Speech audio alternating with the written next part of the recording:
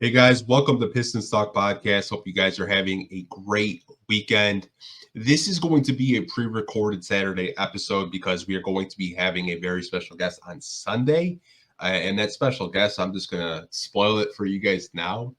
It is going to be no other than Hoop Intellect. If you know who that is, if you follow the NBA draft, in my opinion, I think he's the best NBA draft YouTuber out there. His analysis, the videos he puts out, I've been a subscriber for him for years, been a fan of his for years. It'll be really interesting to talk to him, talk NBA draft. It's going to be an NBA draft episode this morning, you guys know, and that's going to be on Sunday at 7:30. We haven't really determined the time yet. I think 7 o'clock was the last time that we were talking about, but I will keep you guys updated on that.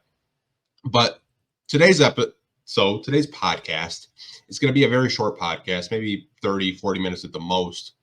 And we're just going to be talking about the news of the week for your Detroit Pistons. Not a whole lot happened, but there's still enough for me to talk to you guys for around 30 to 40 minutes about your Detroit Pistons. So I do hope you enjoy today's podcast and today's episode. So with the end of the season, there have been a lot of mock drafts recently, right? We've seen really crazy mock drafts. I mean, the craziest mock draft I've seen so far is Kevin O'Connor, and he had Reed Sheppard out of the Kentucky going first overall. Don't think that's going to happen, but got to like Kevin O'Connor for being spicy. Now, this mock draft is coming from CBS Sports. Now, I've seen a lot of mock drafts. I've seen Alex Sarr in talks of being the consensus number one overall pick. I've also seen Zachary, I think it's Richer. I think it's Richer because he's French. I've seen him be the first overall pick. So in CBS's mock draft, they had your Detroit Pistons taking Zachary Richer with the first overall pick. Now, I think a lot of Pistons fans, they get PTSD. And the reason why I feel like they get PTSD is because this is a French player. And the last two French players that the Pistons have drafted, Sekou Demboya, who's a 15th overall pick from a few years ago, didn't really pan out, didn't last long in the NBA, and he's playing overseas. And most recently, Killian Hayes, a 7th overall pick in 2020. And we all know how that ended, didn't really wow Pistons fans by any means. Offensively, I will say. Defensively, I thought there was, some potential there. Passing was good. But French players, I think a lot of Pistons fans get PTSD, right? I am going to put the mock draft on the screen for you guys that are watching. Maybe you're interested, like who was in the top 10? Why isn't Alex Sarr first? Where did Alex Sarr go? So this is the top 10 from CBS Sports, and this is their mock draft 1 through 10. Now, if you are listening to the audio side, I will list off all of the top 10 picks. If you're watching on YouTube, you can see who the top 10 picks are, but we'll go through this real quick. So with the first overall pick, CBS had your Pistons selecting Zachary Richer. With the second overall pick to the Washington Wizards, they had the Wizards selecting Rod Dillingham, like that pick for the Wizards. With the third overall pick, they had the San Antonio Spurs selecting Alex Sarr, which I think would be extremely unfair. Wemby and Sarr front court, holy shit. No one would get a shot around the rim. Alex Sarr goes to the Spurs, man. I don't even know. That would be crazy. It'd be like Duncan and David Robinson 2.0. With the fourth overall pick, the Charlotte Hornets in this mock draft select Reed Sheppard. Like the fit there. Reed Sheppard, in my opinion, one of the best shooters coming out of college, one of the best shooters in this draft class. With the fifth overall pick to the Portland Trailblazers, they have Donovan Killigan from UConn, national champion UConn. I don't really know if I agree with him being a top 5 pick, but I guess recency bias could kind of persuade me or maybe persuade you guys because UConn did win a national championship. And he had a really good tourney. So maybe he is a top 5 pick. I don't know. I'd have to watch a little bit more on him to really give you a concise and clear answer there. But in this mock draft, they have him going 5th to the Blazers. With the 6th overall pick, they have Nikola Topic going to the Toronto Raptors. Topic, I think, will be top 5, top 6 pick, maybe even top 3. Who knows? I've seen him go all over the place, anywhere from like 3 to 7. Another international point guard. I think he'll translate really well to the NBA. Going to the Raptors, I think that would be a really good fit. They don't really have a steady point guard, in my opinion. You pair him with Scotty Barnes and those guys over there, I think would be a really good fit for them. With the 7th pick, they have Mateus Bezelis going to the Grizzlies. Now, the Grizzlies, I don't really think are going to be in the lottery anytime soon. John Morant got injured. Jaren Jackson Jr., he had injuries this season as well. I think it's a good fit. And a lot of Pistons fans have joked, watch the Pistons draft Mateus because Michael Tellum represents him. You guys are funny, but hey, if the Pistons are at 5th, you never know. You really never know. Maybe Mateus is a Piston if the Pistons get hosed in the lottery again. With the next pick, the Utah Jazz, 7th pick, Stephon Castle, another UConn guy. Don't really know if the Jazz would pick him here, but you probably go best player available and just try to figure it out later. So maybe that's what the Jazz would do if they're sitting there. You never really know. Hell of a player. I hope the Pistons, like if they're at 5, don't even consider it, please. We don't need any more guards. I think the next player, a lot of you guys have talked about, asked me questions about Cody Williams going to the Rockets, 9th overall. I like him as a player. I think he's one of the better defenders in this draft class. I will say, again, if the Pistons are, 4 or 5, I would not count out Cody Williams being there. I really wouldn't. He checks a lot of boxes off that the Pistons currently need. And if you guys are wondering, this is the brother of Jalen Williams, the Oklahoma City Thunder, who did win Rookie of the Year. Hell of a player, went to Colorado. If you guys want to watch some games or tape on him, I encourage you to. Really good player. And with the 10th overall pick out of the G League night to the Atlanta Hawks would be Ron Holland for this mock draft. So my reaction to CBS mocking the Pistons with Zachary Richey. I think if you look at him as a prospect and you're a Pistons fan, you should want a guy like this. Now, obviously, he's going through a shooting slump right now. But the start of the year, he was shooting lights out. He was shooting like crazy, like really high, like 50s, I think low 60s from deep. But he has gone through a shooting slump recently. That's to be expected with any shooter. They'll go through these slumps. But having a guy like that would make a whole lot of sense if you're a Piston fan, a 3-and-D wing, a guy that can hit 3-point shots at a decent clip. And he's I don't want to say he's a lockdown defender, but he has potential to be a good to an above average defender, in my opinion, from the games that I've watched, from the highlights that I've watched. I like him as a prospect. This is just a scenario if the Pistons were to draft with the 1st overall pick, right? This is like, hey, the Pistons win the lottery. They're going to go all in on Zachary Richey. I think some of you guys would probably want Sarr, but I could understand why a national outlet like CBS Sports would have the Pistons selecting a guy like this, because you have Jalen Duren, you have Isaiah Stewart. I think a lot of you guys are very high on Jalen Duren as your center of the future. But I think a lot of you guys also are, you have your questions, like, can he be a plus defender? Because this year we really didn't see that from him. So maybe that's why you guys like Alex Sarr. I think Zachary Richey would be a fine pick, but that's just my opinion. Let me know what you guys think, though, as you guys are watching this on this premiere, what you think of this mock draft, what you think CBS Sports mocking another French prospect to the Detroit Pistons is like. And we're going to go into this next topic. Okay. So this week, the Pistons played, I want to say it was the Philadelphia 76ers. And Cade Cunningham was shown on TV. And he was at a WWE Monday Night Raw event, the Monday Night Raw after WrestleMania. And he was sitting right behind the announcing table. And I'll put the picture on the screen for you guys in a little bit. But I just saw so many people talk about this, and they were like visibly upset that Cade Cunningham was at a Monday Night Raw event sitting behind Michael Cole and Pat McAfee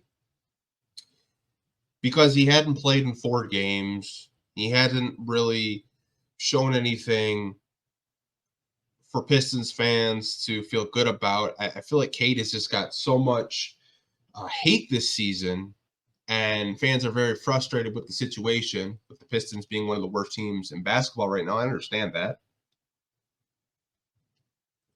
But here's the thing.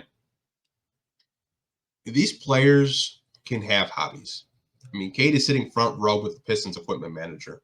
The Pistons equipment manager is sitting right behind Pat McAfee. And Quentin Grimes was in this picture too, but this picture got cut off. There's a lot of Pistons that were at this WWE event. And I think I saw a lot of people on social media get really pissed off at this picture. And the comment that I saw the most was he should be in the gym. He should be working on his game. He shouldn't be at a WWE event watching wrestling for 2-3 hours. Like, he should focus on basketball. Like, when I saw that, you guys, like, it's like these guys still work out. They work out in the morning, sometimes mid-afternoon. They're still working on their game. They can have hobbies. I don't really see a problem with Cade wanting to go enjoy a WWE event while they're in town for a basketball game against the Philadelphia 76ers. It's the end of the season. They're not playing for the playoffs. These games really don't matter right now. Cade has been injured. He's been out when this picture was taken. And we're going to get into Cade's injury a little bit later. But I really don't have a problem with Cade being there. I don't know why some fans had a problem with him enjoying a wrestling event instead of sitting in his hotel room, maybe watching Netflix, not doing anything. Like, I don't have a problem with it. It kind of baffled me that some Pistons fans had a problem with him being at a WWE event with his teammates, with coaches, with an equipment manager, enjoying some wrestling. Like, who cares? Like, would you rather him, just sit in his hotel room and not do anything? I don't know. I didn't really have a big problem with it, but some Pistons fans did. I saw it on Twitter. A lot of Pistons fans were pissed off. Even on Instagram, they're like, "Oh, this is why the Pistons only have 13 wins, because their franchise player is, would rather watch wrestling than be in the gym and get up shots, work on his game." Like, I think you guys just don't understand that these players still work on their game and they can have hobbies. If Cade wants to go watch wrestling, if the Pistons team wants to go watch wrestling, let them have a hobby. Let them have a good time.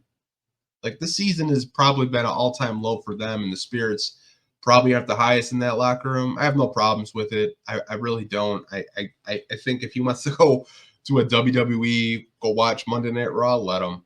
Honestly, let him. Like, it's not a big deal. I don't really know why people made a big deal out of it. If anything, I'd like to know who Cade's favorite wrestler is. Pretty sure it's probably The Rock, because The Rock was on Monday Night Raw. But hey, you never know. You really never know. But I did want to get into this next topic. And if you guys follow Stephen A. Smith, he has his own podcast. I think it's called the Stephen A. Smith Show, if I am remembering correctly. Now, Stephen A., the guy works a lot. I get it. We all make mistakes. But I want you to listen to this clip of Stephen A. talk about a Detroit Piston that he still thought was on the New York Knicks. Here's the clip. I'm looking at Grimes. He's looked good. I'm looking at Isaiah Hartenstein as a reserve, giving you activity off the bench. I'm looking at Mitchell Robinson being here on the court, back on the court. So Stephen A. Smith thought that Quentin Grimes was still in the New York Knicks. I think he got Quentin Grimes confused with Miles McBride. Now, I'm not going to say that they look alike or anything like that, but for a guy that claims to be a New York Knicks fan, like a diehard New York Knicks fan, and has been extremely critical of the New York Knicks, like all season. Like if you watch First Take, you watch his podcast, like Stephen A will tell you he's the biggest New York Knicks fan in the world. The fact that he thought that Miles McBride was Quentin Grimes, funny. I really don't know what to say too much because we haven't really seen a whole lot of Quentin Grimes. He was shut down. Obviously the season with knee injuries and, still rehabbing and recovering from a knee injury that he suffered in January. But I thought that was absolutely hilarious, you guys. I really did. Like going on his podcast live saying that Grimes has looked good. Hartenstein off the bench when Hartenstein's kind of been starting lately for the Knicks. Like, I don't know. I don't think Stephen A really watches the Knicks. I don't think he has time to personally. But to proclaim that you're this diehard Knicks fan and you don't even know the players on the team that you're a fan of, I thought it was funny, but I'd love to know what you guys think of it. Thought it'd be like a fun little topic we could just talk about for a couple of minutes, but I died out laughing when I saw that. Like I saw the "How do we tell a" meme, SpongeBob and Squidward, like all over like social media saying like, dude, like, who's gonna tell him that Quentin Grimes is in Detroit? Like, who's gonna tell him? I just found it funny. I really did. So the title of this podcast and the thumbnail was Cade Cunningham's new injury. Now, I didn't know that Cade had suffered a new injury. The Pistons medical staff does a very good job, I'm being sarcastic, by the way, of putting out real injuries. And when you look at the injury report, a lot of times with the Pistons, it'll be like, for Cade's case, knee injury management. They're not really telling you if it's, a torn ligament. They're not telling you if it's inflammation of something. They just have said the past couple of days, Cade Cunningham has left knee injury management. That's not a lot for you to really go off of. Now, got to give a shout out to Amari Sankofa from the Detroit Free Press, because he had tweeted out that Cade Cunningham does have a new injury, and I'm going to put the tweet on the screen for you guys to see. And it says, Cade Cunningham is questionable for tomorrow's game. His new injury is diagnosed as a left knee tendinopathy, was previously left knee injury management. He's missed 4 straight games. Now, this tweet was from a couple of days ago, but we do know now that Cade Cunningham has been diagnosed with left knee tendinopathy. Now, I did put on the screen what tendinopathy is, and I will read it for you guys. It says, tendons are rope-like tissues that connect to your muscles to your bones. Tendinopathy can develop when you injure or overuse a tendon. Although tendinopathy can be chronic, your symptoms will likely improve with rest and physical therapy. Now, we all know Cade Cunningham had surgery last year. He played 12 games. And this year, he did play 62 games. He did have some injuries along the way of this season. That's to be expected. It's a long 82-game season. He did play 62 out of 82 games because I don't expect him to play these last 2 games. I just don't. I think it makes no sense. You want to protect your franchise player. I think a lot of Pistons fans are speculating that this injury is actually more serious than it is. Now, I'm not a doctor. I'm not. I'm not going to pretend that I am or I have a medical background. I have family members that have medical backgrounds, but I did not choose the medical path like half of my family did. I just didn't. Thought it was boring. But reading more about tendinopathy, all Cade really needs to do is rest, rehab, and relax, and it'll go away. I just wish there was a little bit more clarity from our medical staff and the PR department, because telling fans that it's injury management, like, just tell us what Omari tweeted, that he got diagnosed with something new. Like, just tell us what it is. Now, if you don't know what it is because you misdiagnosed it, that's okay. But like I said, this season, I've just, my trust with the injury reports, my trust with these team doctors have gone out the window. Lamonte Morris stuff this year was weird. Never really got clarity on that. Now this Cade injury is the most recent news from our medical staff. Got to be more transparent with the fans, because they think Cade's fine. They think Cade's 100% when he's actually not fine and needs the rest and rehab because he's had a really hard season and he needs to rehab that knee so it's 100% going into summer so he can get better, so he can work out, so he can work on parts of his game that I think a lot of you guys probably want him to work on. But I'm glad it's nothing serious. I'm glad he doesn't need surgery again. I'm glad that, this is a injury that can be healed with just rest, just icing the knee, making sure it's good, making sure he's right. I'm so happy that it's not serious, but I did want to update you guys on that. Did want to update you guys on this new injury, because the Detroit Pistons, they haven't even I don't even think the Pistons PR has stated that he has this new knee injury yet. I'm sure they will, but shout out to Omari for tweeting it out, letting the fans know that Cade is dealing with the new knee injury, and this is going to need rest and rehab and relaxation, and he should be good as new. He really should. But I did want to do a little bit of research on that tendinopathy, because I had no idea what it was. Like I said, I'm not going to pretend to be a doctor. I'm not. I don't want to go on this podcast and sound like an ass. Like, I really don't. Try to educate myself the best I can, and that's really the best I could do with the tendinopathy.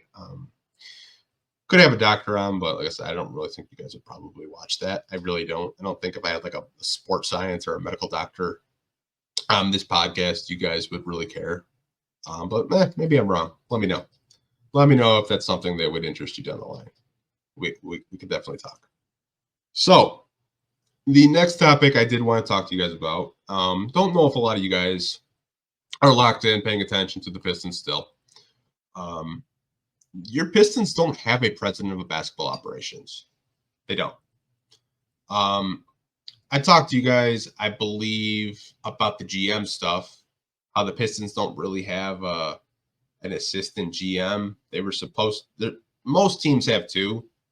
The Pistons have one, and that one is George David, who's been around the organization since the 90s. I think he was a video coordinator in 95. Now he's an associate GM under Troy Weaver. But the Pistons still do not have a president of basketball operations. And why we're talking about this, why I think it's important, is, James Edwards did hint that the Pistons are likely to hire one this summer. Now, I don't know who it's going to be. I really don't. I don't know if it's going to be an in-house hire. I don't know if they look at guys like maybe a Ben Carloni from the Motor City Cruise, who did a phenomenal job this year of, putting that team together and try to make the playoffs. Obviously, they fell short, and it's not really their fault. Half their team got poached from the NBA. He did a fairly good job. Maybe that's a guy that could be a president of basketball ops. And then I saw this tweet yesterday from Shams Charania when he was on FanDuel TV talking about the Minnesota Timberwolves and their president of basketball operations. Now, I'm going to put this tweet on the screen from Shams and read it to you guys. It says, the two top seeds in the West have been Minnesota's president, Tim Connolly's fingerprints. He helped build the Nuggets into champions and has revived the Timberwolves. Amid ownership turmoil in Minnesota, sources say Connolly has opted out of his contract after the season, per FanDuel TV. I think this is, if I'm the Pistons, I'm making a phone call, man. I really am. If you look at Tim Connolly, you look at the Denver Nuggets, he was responsible for a lot of acquisitions, a lot of transactions with the Denver Nuggets. Denver Nuggets are NBA champions. They won a championship. Nikola Jokic, Jamal Murray, all those guys over there, right? One of the best teams in the Western Conference. And Minnesota this year, amazing. They've had an amazing season. The emergence of Anthony Edwards, trading for Rudy Gobert. You have Karl Anthony Towns. You have really nice pieces like Naz Reid, who was undrafted. You also have McDaniels, who I really like. If you're the Pistons, this is a guy that built an NBA champion and has also built a contender in the Western Conference. And the West is a very hard conference to win in. And the guy is opting out of his contract because of the ownership issues right now. Now, obviously, the Pistons' ownership issues aren't better. They're not. But if you're the Pistons, you have to at least make a phone call. I think the reason why Connolly is opting out of his contract, if you follow the Minnesota Timberwolves right now, there's a lot of turmoil, like Shams Charania reported, with Minnesota, not because, the Minnesota Timberwolves front office ownership, the group is toxic. It's Alex Rodriguez and his team have been trying to buy the Minnesota Timberwolves from the current owner. And there's been a lot of crazy things happen where the current owner of the Minnesota Timberwolves says he wants to sell one day and the next day he doesn't want to sell. I think Tim Connolly just wants a little bit more structure, a little bit more maybe what's the word I'm looking for? Stability. And even though the Pistons are one of the worst teams in basketball, 13 wins, I think if he was in charge of basketball operations, maybe he could write the track to this team. Maybe he could write the track to get the Pistons being a competent franchise again. I mean, you could look at his track record. Denver Nuggets, one of the best teams in basketball. Minnesota, one of the top seeds in the Western Conference this year. If I'm a Piston fan, I'm 100% interested. I'm getting on the phone right now if I'm Tom Gores. I'm getting on the phone right now if I'm Troy Weaver. I really am. We have an opening for a president of basketball operations. We have an opening for an assistant GM. You have to fix this front office, because I think a lot of us agree that this front office hasn't really done anything in 4 years in this rebuild. A guy that has built a champion and has built a contender is available. Try to see what you can do. Try to see if you can get him to Detroit. Tom Gores wanted Monty Williams and he got Monty Williams. I think if I'm Tom Gores, I'm seeing what it would take to get Tim Connolly to Detroit.